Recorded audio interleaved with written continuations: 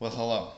Today we're going to talk about chemotherapy and trying to be prepared for it, or some of the things to expect from the actual chemotherapy itself. Not from the long-term effects, not from what's going to happen in your body standpoint, but just the actual event itself. And I'm going to talk about three different areas. I want to talk about the expected nausea, I want to talk about the process, and I want to talk about where to sit, of all things. First off, the nausea. As I saw on TV, before ever going to chemotherapy, I always heard about people getting very sick and very nauseous after chemotherapy. And that may be the case for a lot of people. It certainly was not the case for me. I think due in large part, first off, to the medications I was getting, which was cisplatin, which is liquid platinum. Kind of hard to picture putting a heavy metal in your system. You know, I'm a child of the 80s, so I've got heavy metal in my system, but not in my blood system.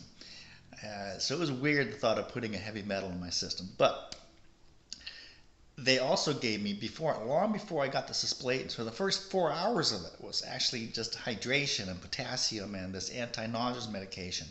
And then finally little Lasix, and then the cisplatin. Then some more hydration, actually.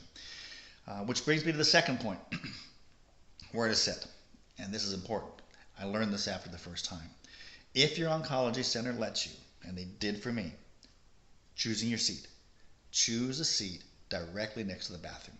It may sound silly, but sometimes the little things matter when you're going through something like this. The two advantages of sitting next to the bathroom is, first off, you will know if it's occupied, because who wants to need to go, get up and roll that rack with all those liquids on it and all these tubes that get caught up and stuff, and then have to stand there and wait for somebody else to finish. You know, I don't know about you. I sure don't want to. So you know if it's occupied, first off. And second off, by being right next to the bathroom, you are, well, right next to the bathroom.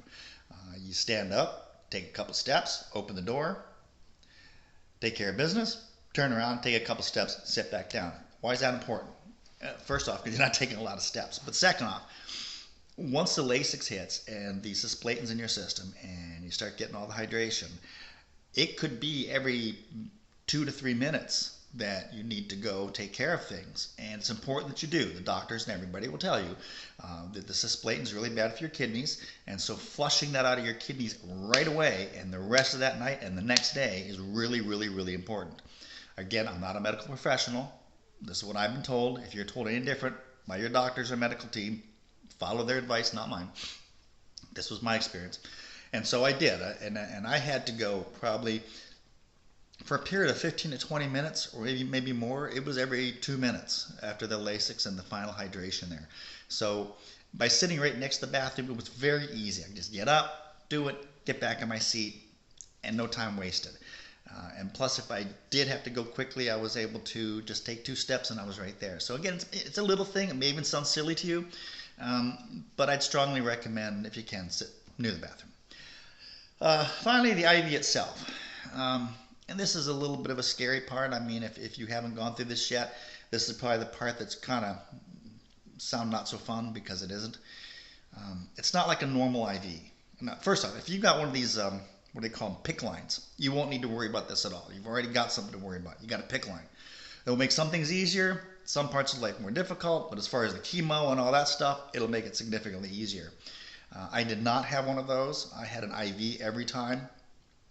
And it's not like a normal IV with it. They just stick something in the back of your hand, put a piece of tape over it, and do what they have to do. This IV, I don't know the physics of it, but there's something special about the needle.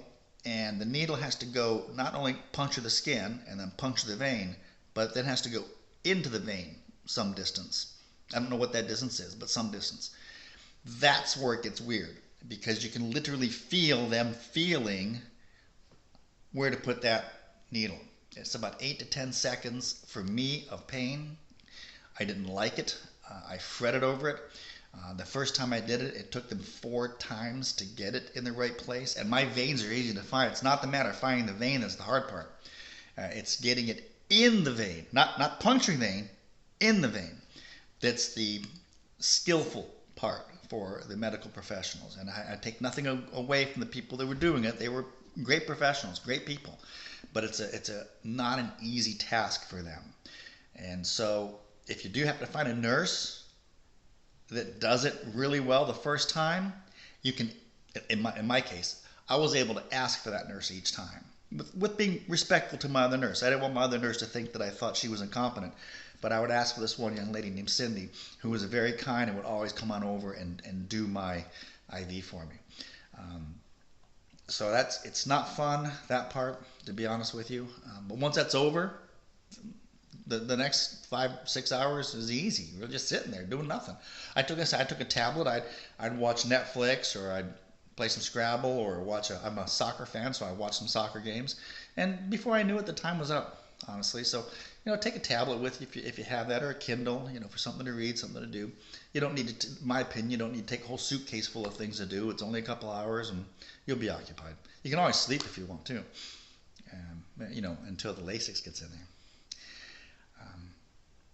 Also, if you don't have the PICC line, if you get in the IV, make sure you shave your arms, because they use a lot of adhesive, because the needle really has to sit still, and so there's a lot of adhesive. And of course, you can imagine what happens with hair and adhesive when it comes off. So I shaved my forearms, both my forearms, because I never knew where the needle was going to go at any particular time. So I strongly recommend to go ahead and shave those as well. If you have any comments about your experience or relative to my experience, but by all means, please leave them down below. We can have some conversations, discussions about that.